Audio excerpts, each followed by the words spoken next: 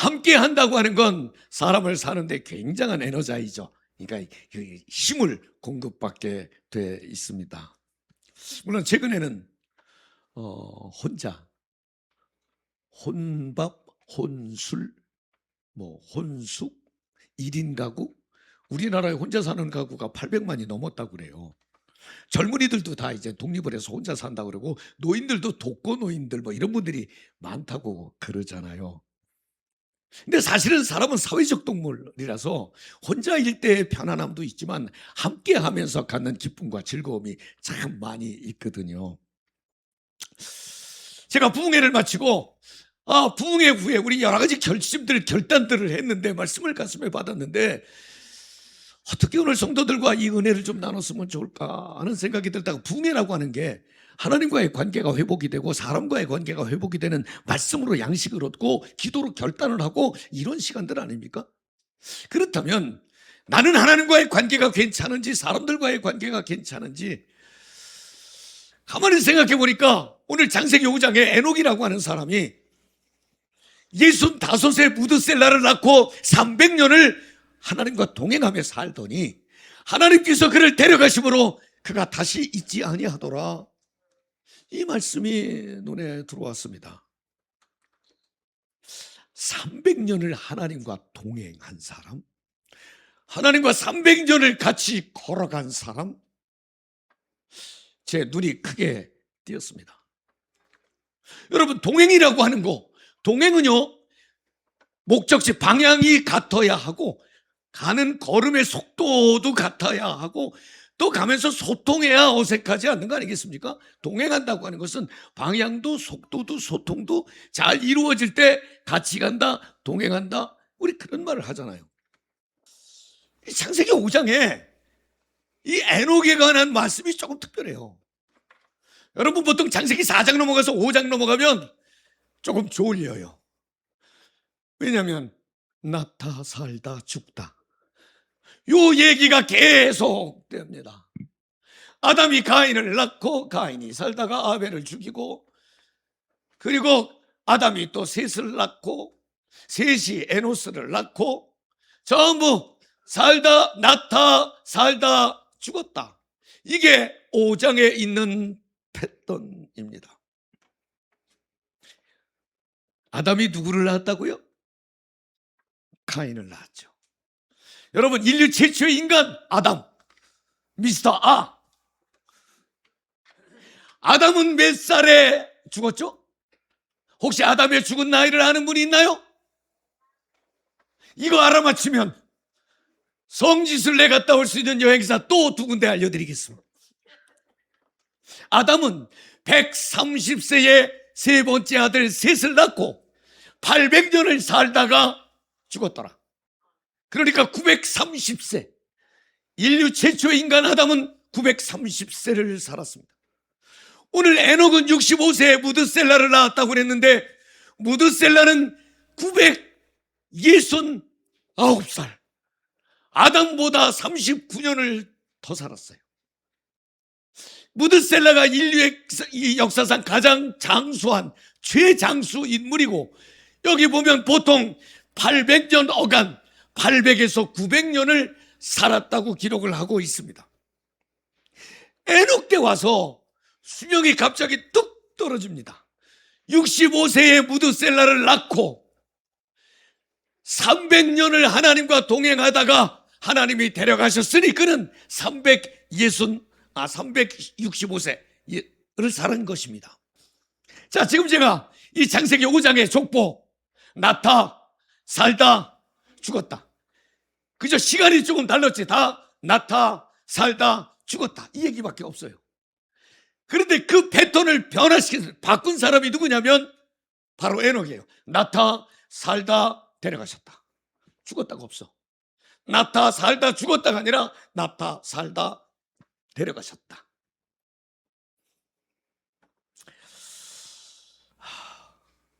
여러분, 사람이 얼마를 살지 모르지만 이 에녹은 그 이후의 삶이 그 전 세대에 비하면 3분의 1밖에 못 살았지만 그는 하나님과 동행하는 삶을 살았다고 온 인류에게 삶의 아름다운 흔적을 남겨주었습니다. 중요한 건 에녹이 뭐 했다는 얘기도 없어요. 그냥 평범한 삶, 300년 동안 자식 낳고 살다 죽었다. 평범하게 살아도 얼마든지 하나님과 동행하는 삶을 살 수 있고 얼마든지 하나님을 기쁘시게 하는 삶을 살 수 있어요. 하나님을 기쁘시게, 나중에 흔적이 이렇게 아름답게 남는 그런 삶. 여러분, 저는 이 설교를 준비하면서 제게 이런 질문이 들었습니다. 너는 하나님과 동행하고 있니? 또 하나는, 그럼 너는 언제부터 하나님과 동행하고 있니? 여기 에녹은 무드셀라를 낳고, 그전에도 하나님을 안 믿은 사람은 아니잖아요. 그런데 무드셀라를 낳고 65세부터 300년 동안 하나님과 동행했다고 그랬어요. 자, 아까 동행이라고 하는 것 그림도 보여드렸고 방향이나 속도나 소통이 돼야 동행이라고 그랬습니다. 여러분에게 같은 질문을 좀 드리겠습니다. 여러분은 하나님과 동행하고 계시나요? 다시 묻겠습니다. 여러분은 하나님과 언제부터 동행하고 계시나요? 만약에 희미하다면, 요즘 젊은 사람들은 중학생만 되면 남자친구 여자친구가 생기면 이런다고 그래요. 너 오늘부터 나하고 1일이야 1일? 사귀기 시작한 첫날 1일이야? 그래서 10일 되면 기념식 해줘야 되고 한 달 되면 파티 해줘야 되고, 애들은 그런다고 그래요. 기념일을 찾아서. 저는 오늘 혹시 내가 하나님과 동행하고 있다고 확실히 대답하지 못할 입장이라면, 오늘 하나님과 동행하기로 결심한 1일 첫째 날로 삼기를 부탁합니다. 그런데 거기에 한 가지 전제가 있습니다. 여기 오늘 본문 말씀을 다시 한번 펼쳐봐 주세요. 오늘 본문 말씀에 보니까 에녹이 하나님과 동행하더니 이렇게 돼 있잖아요. 하나님이 그를 데려가심으로 세상에 있지 아니하였더라. 에녹이 하나님과 동행했다. 그냥 이대로 그냥 영어로 번역을 하면 Enoch walked with God 그러면 돼요. 그런데 성경이 다 어떻게 써놨냐면 Enoch walked faithfully with God. 저 faithfully라고 하는 말, 진심으로, 신실하게, 믿음직스럽게, 성실함으로, 우리말로 써있지는 않습니다만은 영문 성경에 다 저렇게 원문에 의해서 번역된 성경에 저렇게 써 있었습니다. 에녹은 하나님과 신실함으로, 믿음직스럽게, 진심으로 삶을, 그게 동행이라는 말이에요. 그랬더니 그는 다시는 땅에 없어. 왜냐하면 God took him away. 하나님이 그를 데려가셔서 없어. 저는 하나님과 동행한다고 하는 의미가 오늘은 진실한 신앙 고백으로, 하나님을 분명히 믿는 믿음으로, 그리고 성실하게 따르겠다는 마음으로 오늘 결심하는 첫날이 되시기를 바랍니다. 하나님과 동행한다는 말은 하나님의 말씀을 듣고 순종한다는 말입니다. 여러분, 혹시 제 설교, 제가 필리핀에 가서 2주간 쉬고 돌아오고 2주간 쉬고 돌아올 때에 그때 한 설교를 기억하시나요? 두 교황, 베네딕트 16세와 프란치스코 교황의 대화를, 그들의 우정을 담은 영화를, 그때 프란치스코 교황께서는 나는 교황의 자리에서 내려와야 합니다. 왜냐하면 내가 하나님을 믿고 하나님께 기도하는데 하나님은 내게 아무런 말씀도 하시지 않기 때문에, 내가 하나님의 음성이 들리지 않아서. 그때 베네딕트 16세가 그 프란치스코에게 Perhaps I need a spiritual hearing aid. 나에게는 아마도 영적인 보청기가 필요한가 봅니다. 그때 저는 내가 몸이 쉬는 거, 마음이 쉬는 게 중요한 게 아니라 내가 하나님의 음성을 계속 듣고 있나가 내게 큰 숙제였습니다. 그리고 여러분들에게도 하나님의 음성이 들리도록 해야 한다고 말씀을 드렸습니다. 혹시 여전히 영적인 보청기가 필요한 분이 있으신가요? 아니면 지금 하나님의 음성을 듣고 계시나요? 하나님은요, 설교를 통해서도 말씀을 하시죠. 여러분이 읽는 성경을 통해서도 하나님은 말씀을 하시죠. 대화를 통해서도 말씀을 하시죠. 사건을 통해서도 말씀을 하시죠. 사물을 통해서도 하나님은 여러분에게 말씀을 하십니다. 여러분, 그 말씀을 지금 듣고 계십니까? 나는 꼭 하나님과 동행하는 삶의 첫 번 기준은 하나님의 음성을 듣는 일인데, 여러분, 김승용의 설교대로 아닙니다. 제 설교로 자극을 조금 받으시면 삶을 결정하는 건 여러분에게 주시는 하나님의 말씀이어야 됨을 나는 믿습니다. 하나님과 동행한다고 하는 것은 하나님과 속도를 맞추는 것입니다. 아까 사진에 모두 같은 속도로 가고 있었습니다. 빨리 가면 뒤에 따라오는 사람의 목소리를 들을 수 없잖아요. 너무 늦으면 앞에 가는 사람의 목소리를 들을 수 없잖아요. 하나님과 속도를 맞추라고 하는 말의 의미는, 여러분, 하나님은요, 그런 말이 있죠. 서두르지도 않고 지체하시지도 않는 분이 하나님. 그래서 하나님의 타이밍에, 하나님은요, 방주를 만들 때 120년도 기다렸고 아브라함을 축복하실 때 25년이나 기다렸다가 복을 주시기도 하셨지만, 나라를 회복시키시기 위해서 다니엘이 하나님 앞에 기도했더니 기도를 시작할 무렵에 하나님은 응답을 가브리엘 천사를 통해서 허락해 주셨다고 하는 것입니다. 즉각도 응답하시는 분이 하나님이시라고 하는 것입니다. 여러분, 바쁘십니까? 내가 지금 바쁜 게 중요한 게 아니고, 내 바쁨이 정말 살리는 일이고 살아있는 일이고 의미 있는 일인지, 아니면 그냥 의미 없이 가치 없이 그냥 살아가는 일인지, 여러분, 적어도 속도를 하나님께 맞추어서 하나님이 하시는 일에 반응하시기를 바랍니다. 하나님과 방향을, 요즘 속도가 아니고 방향이라는 말을 굉장히 많이 하죠. 세상에서도 많이 하고 있습니다. 하나님과 같은 방향에 꼭 서 있으시기를 바랍니다. 제가 왜 지금 하나님과 함께 가야 된다고, 밖은 춥고 예배당은 따뜻하고 잠은 솔솔 오고 그러는데 제가 왜 이렇게 막 땀을 뻘뻘 흘리면서 여러분에게 이 설교를 하고 있습니까? 여러분, 하나님은 이 땅을 창조하시고 우리에게 주신 많은 메시지가 있지만, 창세기 1장 28절에 백성들에게 말씀 주시되 하나님 이렇게 말씀하십니다. 여러분에게 주시는 말씀이니까 여러분 큰 소리로 한번 읽어보세요. 시작! 하나님이 그들에게 복을 주시며 하나님이 그들에게 이르시되 생육하고 번성하여 땅에 충만하라. 땅을 정복하라. 바다의 물고기와 하늘의 새와 땅에 움직이는 모든 생물을 다스려라 하시더라. 하나님은 그들에게 복을 주시며, 내가 이렇게 읽겠습니다. 하나님은 오늘 예배드리는 한마음교회 성도들에게 복을 주시며, 난 믿어요. 보통 교회에서 복 받으라 그러면 기복신앙이라고 목사가 저급하다고, 교회는 적어도 인권이나 생명이나 약한 자나 소외된 자나 병든 자나 가난한 자나 그들과 함께하는 곳이지 무슨 맨날 먹는 복 얘기하느냐고 비난하는 사람도 있어요. 맞아요. 교회는 약한 사람들과 함께 해야지만 하나님의 복을 외면해서는 안 됩니다. 도외시 여겨서는 안 됩니다. 하나님은 복의 근원이시기 때문에 그렇습니다. 그랬는데 이 백성들이 하나님의 말씀을 듣지 않고, 보는 것이 죄요, 듣는 것이 죄요, 생각하는 것이 죄요, 너무 죄가 많으니까 하나님이 노아를 통해서 이 땅을 정리 딱 하시고, 노아를 통해서 인류의 새 반짝이를 딱 시작하면서 창세기 9장 1절에 주신 말씀이 똑같습니다. 한번 읽겠습니다. 시작! 하나님이 노아와 그 아들들에게 복 주시며 그들에게 이르시되 생육하고 번성하여 땅에 충만하라. 여러분, 하나님과 동행하라고 하는 이유가, 하나님과 같이 걸으면 하나님이 복을 주십니다. 생육하고 번성하고 충만케 하는 복을 하나님이 주시는 걸 저는 믿습니다. 살아있을 때 주시는 복이라면, 우리가 삶을 다하면, 여러분, 여기 지금 에녹, 하나님이 그를 데려가심으로 이 땅에 있지 않았다. 에녹 어디 있나요?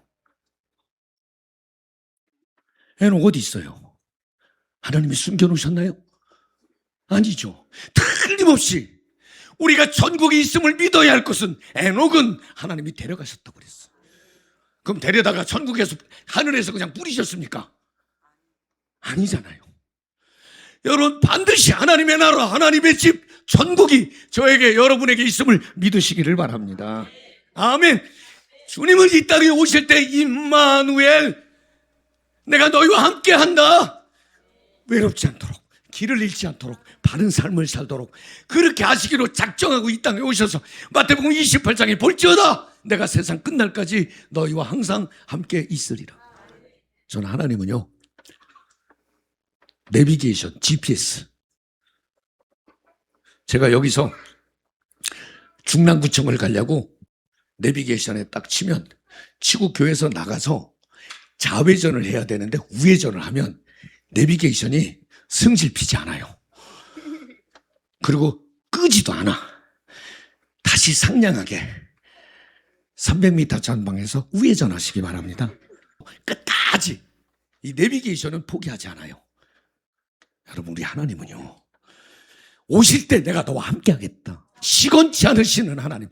여러분, 지금도 우리가 아파도 잘 돼도 약해도 잘 나갈 때 못 나갈 때 하나님은 여러분과 함께 하세요. 그러니까 어느 때도 여러분도 하나님과 함께 하려는 노력을 포기하거나 놓치지 않기를 소망합니다. 아멘이시죠? 저는 특별히 시간이 너무 많이 갔는데 하나님을 동행하는 삶을 살면요, 제 경험으로는 우선 예배가 달라져. 예배가 너무너무 막 심장이 뛰는 예배를 드리는 거예요. 의미 없고 가치 없고 무기력하고 무감각한 예배가 아니라 찬송 부르는데 막 기도하는데 막 그 애절함과 간절함이, 하나님이 지금 나와 함께 하시고 역사하심이 막 느껴지는 뜨거움이 저는 제 안에 있어요. 전 그래서 이 강단에 와서 뭐 살살 얘기하는 사람들 별로 좋아하진 않아. 싫어하진 않는데 오늘 아침에 우리 임 장로님, 지난주에 우리 박 장로님, 저분들이 연세가 80이 넘고 90이 넘고 그랬는데 청년회원들 같잖아요. 뜨겁게 기도. 옛날에 우리 저 교인 한 분이 전화만 하면 목사님 왜 그래요? 나는 일부러 안 들려요. 목사님. 아직도 뵙기 싫어 죽겠어요. 저는 하나님이 함께 하심에 대한 뜨거운 가슴이 예배를 통해, 관계를 통해서도 생기와 활력으로, 그것을 열정이고 집중력이라고 말하지만 그 힘이 여러분에게 있기를 소망합니다. 아멘이시죠? 자, 결론입니다. 강력히 여러분에게 권고합니다. 오늘 지금 설교 듣는 시간, 설교를 끝내야 할 시간, 은혜 받지 말고, 은혜 받지 마. 나한테 내려가서 오늘 은혜 받았다 소리도 하지 마. 은혜 받고 하나도 안 변하는 교인이 제일 뵙기 싫대. 은혜 받지 말고 오늘 말씀을 들으면 말씀대로 살기를 바라고 지금 강력히 권고합니다. 신앙은 있는데 나는 그렇게 뜨겁지 않습니다 라는 사람, 예배를 드리는데 난 그리 감동도 없습니다, 그런 사람, 내가 기도해야 되는 건 아는데 잘 안 됩니다, 그런 사람, 세상에 좋은 것 보면 여전히 무너지고 있는 그런 사람, 내가 주일날 교회 오면 성도인 것 같은데 평일날 세상에 나가면 세상 사람들과 조금 더 다르지 않다고 느끼는 그런 사람, 예전엔 신앙생활이 좋았는데 요즘은 별로 좀 덜 재미있다고 생각하는 그런 사람, 하나님이 좀 멀게 느껴진다고 생각하는 그런 사람, 그런 사람들 잘 들으세요. 오늘 하나님께서 나와 함께 가자, 내 손을 잡고 나와 같이 가자, 내가 너를 책임져 줄게, 오늘 이 마음을 받으시기를 바랍니다. 결단하지 않으면 세상이 여러분을 끌고 갑니다. 결단하지 않으면 여러분의 습관이 여러분을 지배합니다. 결단하지 않으면 여러분의 죄가 여러분을 묶어버립니다. 지금 오늘 하나님과 저와 1일입니다. 1일차입니다. 라고 동행을 결단하시면 어떻겠습니까? 어떻게? 자, 지금까지는 결심이에요? 마음가짐이에요? 어떻게? 행동입니다. 어떻게? 한번 큰 소리로 따라서 하세요. 매일 말씀으로 시작한다. 한 번 더. 주님 말씀을 붙잡고 산다. 아멘. 따라합시다. 작은 일에도 기도한다. 아멘. 세 번째, 따라합시다. 순종을 미루지 않는다. 한 번 더. 성전을 중심으로 산다. 여러분, 목사, 장로, 권사, 집사, 이건 부르기 좋으라고 붙여준 이름이 아닙니다. 목사에 걸맞게, 장로로서, 권사니까 집사니까 그 이름에 맞게 하나님과 더불어 살려고 불러주신 소명이에요.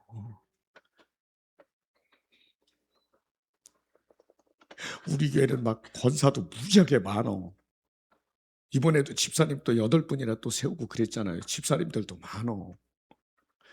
근데 집사 뽑고 권사 뽑을 때, 그 사람 오래됐는데 이름이라도 불러줘야 되지 않냐고 막 그래요. 여기 지금 이름이라도 불러줘야 된다고 생각하는 집사들이 널려 있어, 지금. 여러분, 이름이라도 생각해서 목사 뽑으면 되겠습니까? 아니잖아요. 오늘은 솔직하게 한번 나를 하나님 앞에 내려놓고 하나님과 동행하기로 결단하면 어떨까요? 제가 어릴 적에 불렀던 복음성가가 있습니다. 근데 참 신기하죠. 저는 유학을 한 적도 없고, 물론 뭐 박사원 할 때 미국에 가서 조금 있긴 있었지만, 근데 어릴 적에 어디서 영어를 배워본 적도 없는데 어릴 때 부르던 영어 노래가 생각이 났습니다. Walking with Jesus, walking every day, walking all the way, walking with Jesus, walking with Jesus alone, walking in the sunshine, walking in the shade. 그래서 가사가 바뀌었네. Walking every day, walking all the way. 이게 우리말 가사가 정확한 게 생각이 안 나서 자료 좀 찾아봐 달라고 그랬더니 가사가 나왔어요.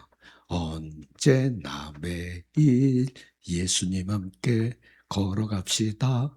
언제나 다만 예수 함께 걸읍시다. 햇빛 아래서나 그늘 아래서나.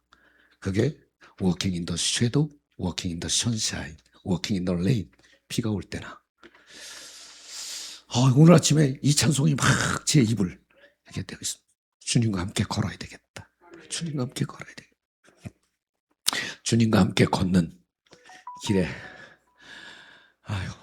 방송국에도 잘라서 보내세요. 성경 한 구절만 읽고 마칩시다. 전도서 4장 9절. 자, 전도서 4장 9절. 여러분 한번 읽어주세요. 9절과 10절 2절 읽어주세요. 시작.